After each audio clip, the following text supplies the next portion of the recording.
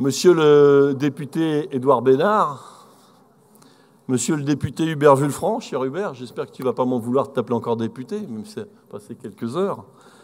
Madame la conseillère départementale, chère Séverine, monsieur le conseiller départemental, vice-président de la métropole, maire, cher Joachim, monsieur le vice-président de la métropole, Nicolas Rouly, qui représente le président de la métropole. Merci, Nicolas.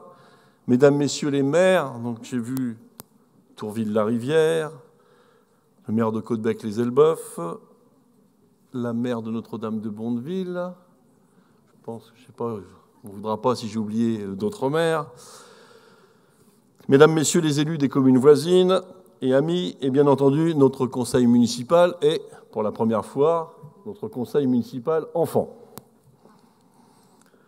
Monsieur le commandant de police, monsieur le directeur de l'école de police et son adjoint, monsieur les représentants du monde cultuel, j'ai vu le père Simon, merci de votre présence.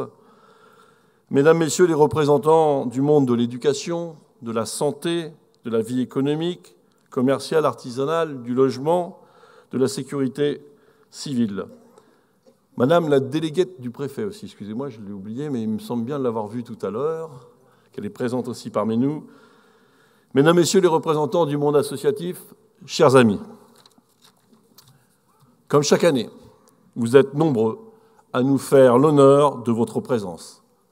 Avec l'ensemble des élus, nous vous souhaitons une très belle année, qu'elle vous apporte santé et bonheur, qu'elle permette de réaliser les projets qui vous tiennent à cœur. Ce soir, je suis particulièrement heureux d'avoir à mes côtés mon ami Hubert Wulfranc. Viens là, Hubert. Hubert, tu as décidé de te consacrer au plus beau des mandats, mandat d'adjoint au maire de Saint-Étienne-du-Rouvray, et de passer le relais de député à Édouard Bénard. Viens nous rejoindre, Édouard. On va finir à 50 de ce côté-là, vous allez voir.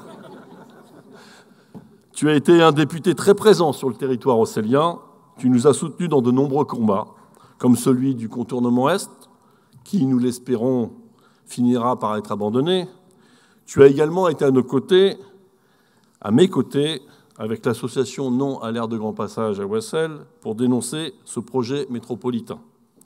Ton engagement politique, les valeurs que tu défends, que tu incarnes, ta pugnacité, ton humanité, sont autant de forces au service de l'intérêt général, au service des habitants, et nous t'en remercions. On peut t'applaudir.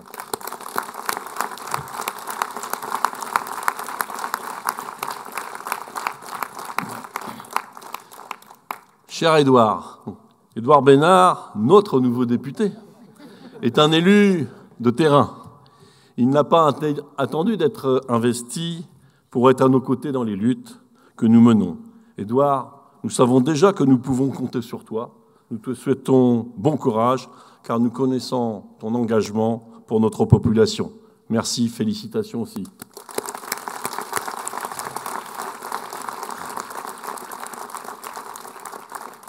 Demain, le tribunal administratif se prononcera sur le recours déposé par Tourville-la-Rivière contre le projet d'aire de grand passage imposé par l'État. Nous espérons que les juges prendront en compte les nouveaux et nombreux arguments développés. Quoi qu'il en soit, les Tourvillais et leur maire Agnès Cercel, qui est présente ici, peut compter sur les Hausseliens comme nous avons pu compter sur eux. L'année 2023 a été marquée tant sur le plan international que national par des événements qui ont fait souffrir les peuples. Le conflit s'est enlisé en Ukraine. La situation géopolitique du continent africain reste particulièrement tendue. 2023 a vu également l'embrasement et l'élargissement du conflit israélo-arabe, l'horreur de l'attaque meurtrière du Hamas, le massacre des milliers de civils palestiniens dans la bande de Gaza, où la situation humanitaire est désespérée, où la famine sévit et les hôpitaux sont détruits. Ce monde en guerre divise, jusqu'à dans notre pays, laissant toujours une place toujours plus grande aux messages de haine, à la xénophobie, à l'antisémitisme, au racisme dans toutes ses formes. La tentation de la politique du bouc émissaire, les lois privatives de liberté comme la loi immigration sont des écrans de fumée dangereux, laissant le pouvoir à ceux qui divisent au lieu d'unir, à ceux qui condamnent au lieu de soigner. Cette année, nous aurons le choix, à travers les élections européennes, de faire barrage aux semeurs de haine. Cette année, nous aurons le choix de voter pour la justice sociale et d'abolir les politiques de régression sociale, comme la réforme des retraites ou celle des minima sociaux. Il y a 70 ans, l'abbé Pierre lançait un appel pour les personnes sans domicile, qui dorment et mangent à l'abri du froid. Tant que dure l'hiver, que les centres subsistent devant leurs frères mourants de misère, une seule opinion doit exister entre hommes, la volonté de rendre impossible que cela dure. 70 ans après, ces mots sont toujours d'une cruelle actualité. En 2023, 10,5 millions de personnes vivent sous le seuil de pauvreté.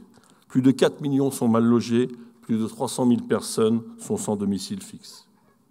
En 2023, les dividendes des entreprises du CAC 40 ont augmenté de 13%. Ce n'est effectivement pas la crise pour tout le monde. Je souhaite remercier pour leur engagement quotidien nos associations océliennes, le Secours populaire, les Restos du Cœur, Solineur, le collectif J'aime ma ville, Wessel Solidaire, l'association Bel Air. En 2023, l'école, pilier de la République endeuillée, est restée sans moyens. Les objectifs affichés d'une école inclusive et égalitaire se traduisent par une école à deux vitesses, inégalitaire jusqu'à dans l'accompagnement des élèves en situation de handicap. En 2023, l'hôpital, pilier de notre système de santé, reste oublié. 6 700 lits d'hospitalisation complètes ont été encore fermés. L'accès aux soins recule et les franchises médicales vont être redoublées dans les prochains mois. Pour autant, les équipes soignantes résistent, mais à quel prix ? Je voudrais remercier le travail remarquable des professionnels de l'hôpital de Wessel, de la maison de retraite du Quénau, nos aides à domicile, nos travailleurs sociaux. L'austérité décidée à Bercy touche également les collectivités territoriales qui font face à l'inflation, à la hausse du coût de l'énergie. À Wessel, nous avons fait le choix de ne pas faire peser ces coûts supplémentaires sur les familles. Pas d'augmentation de la part communale des impôts, pas d'alignement des tarifs municipaux sur le niveau de l'inflation. L'effort des communes est d'autant plus lourd qu'elles doivent faire face à la baisse de l'ensemble de leurs ressources fiscales. Je tiens à remercier Erwan Le Tallec, qui a la lourde charge des finances et de l'évaluation des politiques publiques, pour son expertise au service de la ville, et Martine Magnier pour la partie de la commande publique. Et pourtant, en ces périodes de crise, c'est encore vers la collectivité et ses agents que l'on se tourne pour faire vivre la cohésion sociale et agir localement. C'est également aux communes que l'État demande d'investir pour le climat. À ce titre, Wessel poursuit sa démarche « Territoire engagé, transition écologique ». Dans nos bâtiments, les travaux d'amélioration énergétique se poursuivent. Wessel va également accueillir un parc photovoltaïque de 12 hectares dans la zone de la Sablenaire. Ce projet, porté par la CEMAZER de la métropole et son partenaire Valorem, va permettre une production décarbonée d'hydrogène afin d'alimenter la flotte de bus métropolitains. La municipalité, qui soutient le développement et la gratuité des transports collectifs, poursuit son engagement pour un projet écologiquement responsable. Nous pouvons compter sur l'implication de Séverine Bott, notre première adjointe, sur ces sujets essentiels pour l'environnement.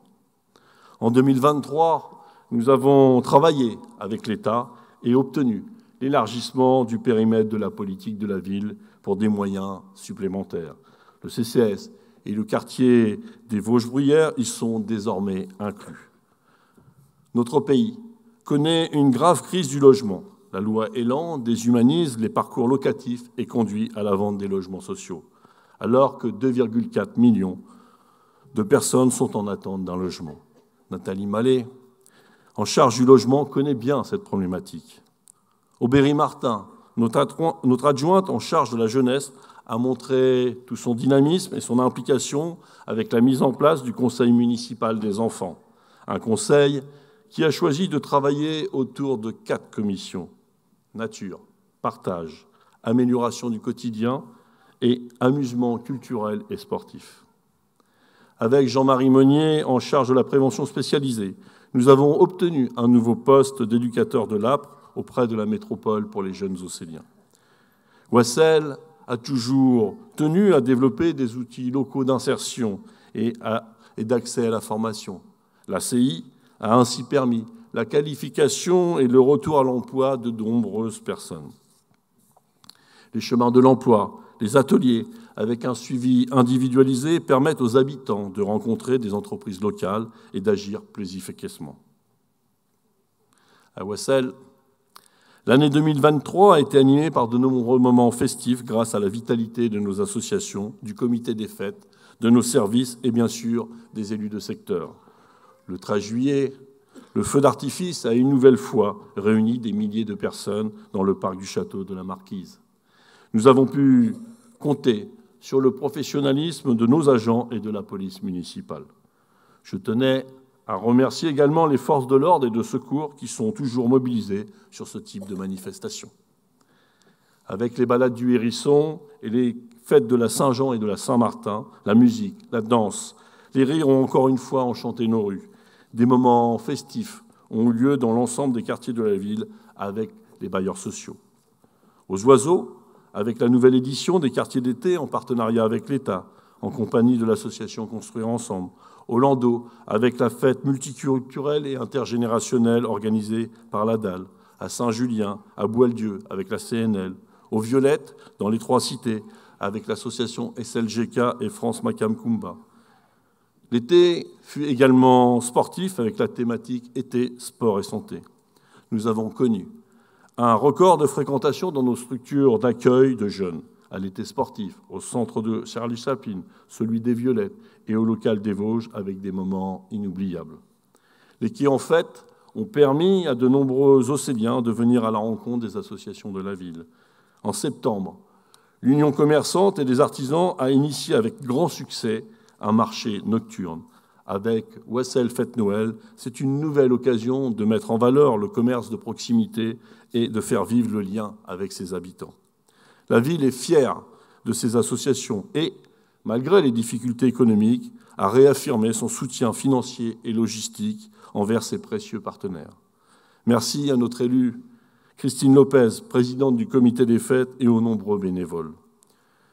Je tenais également à rendre hommage au travail de la Société d'Histoire et des associations d'anciens combattants.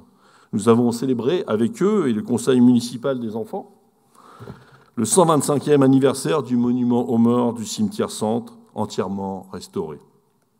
Ce fut l'occasion pour la Société d'Histoire de nous présenter son dernier ouvrage sur le conflit de 1870. L'actualité des seigneurs n'a pas également manqué d'animation, avec le spectacle de début d'année, le voyage, le banquet et la distribution du colis de Noël. Comme chaque année, Pascaline Baginton a su contenter avec brio nos aînés. Ces événements sont possibles car nous bénéficions de nombreux équipements de loisirs, de culture et de sport. Je tiens à remercier tous les élus qui participent activement à ce dynamisme. Merci à Philippe Cornelissen, en charge des manifestations municipales, à Alain Le Carnec, dans le domaine de la culture, à Johan Petit, dans celui du sport, à Claudie Cambouillot, en charge du patrimoine et du tourisme. L'éducation est également l'un des piliers centraux de nos actions. La ville accompagne le dédoublement des grandes sections de maternelle dans la continuité des dédoublements du CP et du CE1. Sur l'ensemble des écoles, nous avons 70 classes, dont 35 dédoublées. Voilà un résultat concret de notre engagement au quotidien. L'extension de l'école Jean Jaurès se poursuit avec l'installation d'un ascenseur pour les personnes à mobilité réduite, la création d'espaces supplémentaires et d'un parvis. Le coût de cette nouvelle opération est de 4 millions d'euros en partenariat avec l'État, le département et la métropole. Merci à Daniel Guégan pour son investissement tout particulièrement sur ce chantier. Notre plan d'accessibilité des bâtiments municipaux se termine. Après l'espace Aragon, la création d'un ascenseur à l'école Pasteur est en cours. Je remercie Françoise Lebon pour son implication dans ces réalisations. Le sport est également très représenté à Ouassel. Nos clubs nous ont habitués à un niveau d'excellence et de nouvelles récompenses ont d'ailleurs été obtenues. Le Judo Club de Ouassel, avec le label Club Bronze France Judo, la montée au niveau national 3 de l'équipe première de l'entente de tennis de table, les cavaliers du collège Jean Charcot, membres de l'Oden, sont arrivés 3e au championnat de France. En 2023, la rénovation de la salle des sports Jean Jaurès a été finalisée. Je tiens à remercier pour son investissement personnel Pascal Jaspard du Ouassel Basket Seine. La ville est labellisée Terre de Jeux 2024. Les Olympiades seront aussi océliennes. Sur notre territoire, elles resteront populaires, accessibles et festives. En avril, des JO inter-écoles seront organisés avec l'ensemble des 850 élèves de l'élémentaire, avec un défilé et des épreuves sportives. En mai, nous inaugurerons l'espace Daniel Orlaville dans le cadre des finales régionales de foot féminine et masculine de la catégorie U13. La Ligue de Normandie ayant retenu le CMSO pour accueillir cet événement. Daniel Orlaville, enfant d'Ouassel, adjoint de Claude Billard au service des sports, fut l'entraîneur mythique de notre équipe première pendant plus de 2 décennies. Ce sportif exceptionnel est l'unique joueur de foot amateur sélectionné en équipe de France. Excusez-moi. Il participa aux Jeux Olympiques de Mexico en 1968. Quel symbole pour notre ville d'inaugurer cet espace au moment où la France accueille les JO de 2024. Le 25 mai, les balades du Hérisson s'inviteront au stade municipal sur le thème des Jeux en folie avec défilé. Nous invitons dès aujourd'hui tous les enfants et les associations à y participer. La culture est également au cœur de notre projet de vie. Le concert d'Ashka a rempli le Palais des Congrès et pour notre plaisir, leur célèbre « On lâche rien » a fait chanter notre ville. Avec l'installation de poissons en mosaïque sur les quais, les boîtes à livres en ville, la fresque Saint-Julien et ensemble décorons notre fête sur la fête médiévale au château, les habitants ont participé à la création artistique. Ouassel se fait également terre d'accueil d'artistes avec l'installation d'associations au Cercle des loisirs, les Arts de la Ruche et dans la forêt urbaine. En 2024, la culture se fera insolite par l'organisation d'une pool party pour fêter la fête de la musique les pieds dans l'eau. L'école de musique et de danse fêtera ses 60 ans. Sans dévoiler de grands secrets, nous célébrons cet anniversaire avec nos artistes et leurs professeurs dans toute la ville. L'accès à la santé, la prévention font également partie de nos priorités. Depuis 2 ans, nous menons un travail acharné pour installer un pôle médical avec des chirurgiens dentistes, un médecin généraliste et un pôle paramédical avec notamment des kinésithérapeutes dans le quartier du Bel-Air.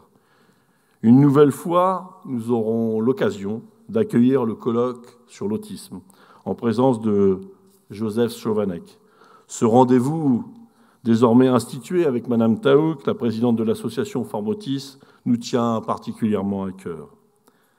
L'espace Aragon projettera le 23 février 2024 le film « De plus belle », qui sera suivi de l'intervention du docteur Ben Hamouda du Centre de dépistage des cancers.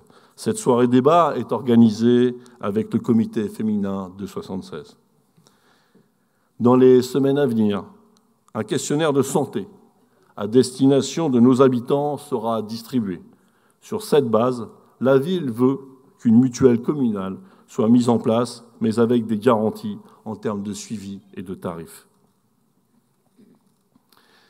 Les communes sont de plus en plus confrontées aux questions de sécurité.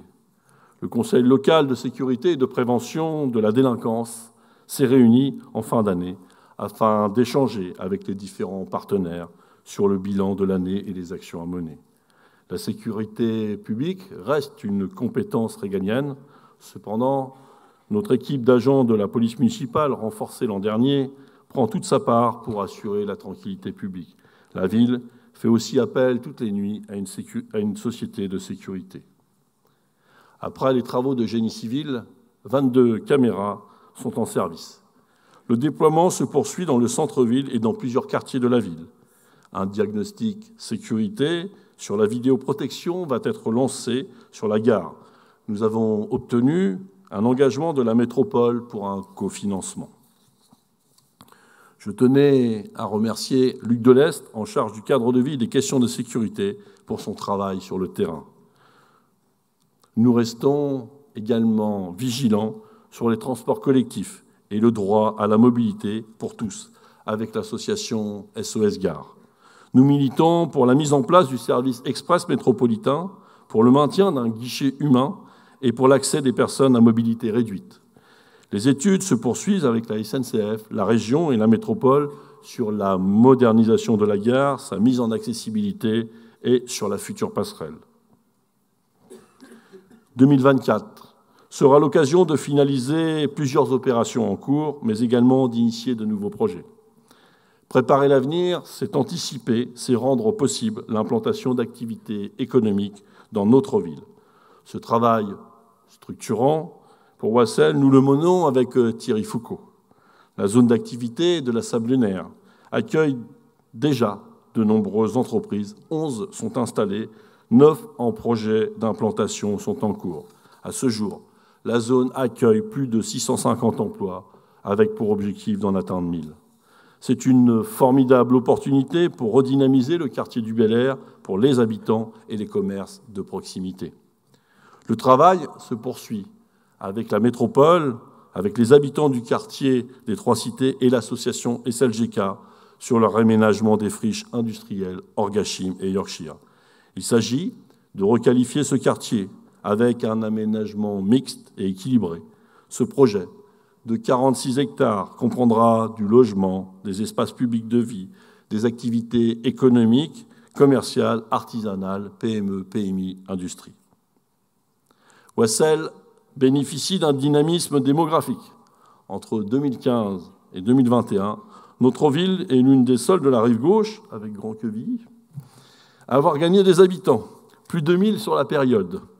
Au 1er janvier 2024, notre population est passée à 12 450 habitants. Les Océliens sont attachés à leur ville et ne veulent pas la quitter. De nouveaux habitants veulent goûter la qualité de vie océlienne et nous nous en réjouissons. Pour répondre à cette évolution, sans dénaturer notre identité de ville à la campagne, une politique de l'habitat équilibré est menée pour préserver le cadre de vie des Océliens. Cette politique est mise en œuvre au quotidien par Mario Basso, en charge de l'urbanisme. Des projets de construction ont été réalisés, proposant des habitats diversifiés et d'autres vont démarrer.